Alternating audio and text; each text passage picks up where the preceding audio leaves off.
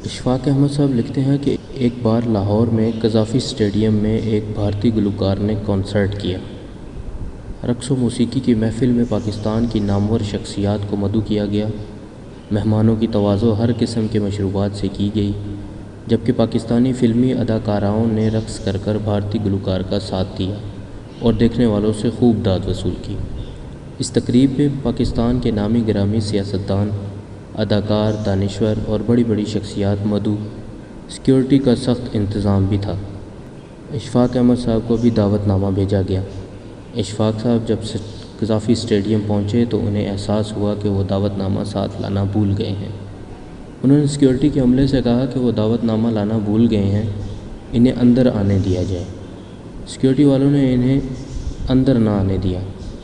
انہوں نے بہت کہا کہ وہ ملک کی مشہور شخصیت ہیں، مگر سیکیورٹی والوں نے نہ صرف انہیں پہچاننے سے انکار کر دیا بلکہ دھکے مار کے وہاں سے ہٹا دیا اور کہا کہ بابا جی یہاں ہر کوئی مشہور بنا پھرتا ہے، جاؤ ہمیں اپنا کام کرنے دو، تنگ نہ کرو۔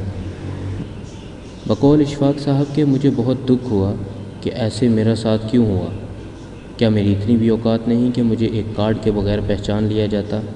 میں بے عزتی کے احساس کی وجہ سے پوری رات سو نہیں پایا۔ اشفاق صاحب لکھتے ہیں کہ صبح اٹھ کر جب اخبار بھرا پڑا تھا، گزشتہ رات کی تقریب کی خبروں سے سرخی تھی کہ بھارتی گلوکار کارگل میں بھارتی فتح کا جشن منا کر چلا گیا۔ بیوقوف پاکستانی شراب کے نشے میں دھت، ڈھول کی تھاپ پر بھارتی فتح کا جشن مناتے رہے۔ بھارتی گلوکار نے جان بوجھ کر اس تاریخ کو شو کیا جب پاکستان نے کارگل سے فوج واپس بلائی تھی اور بھارت نے فتح کا اعلان کیا تھا۔ افسوسناک بات یہ کہ پوری رات پاکستان کی خواتین اس محفل میں ناچتی رہیں اور پاکستان کو رسوا کرتی رہیں۔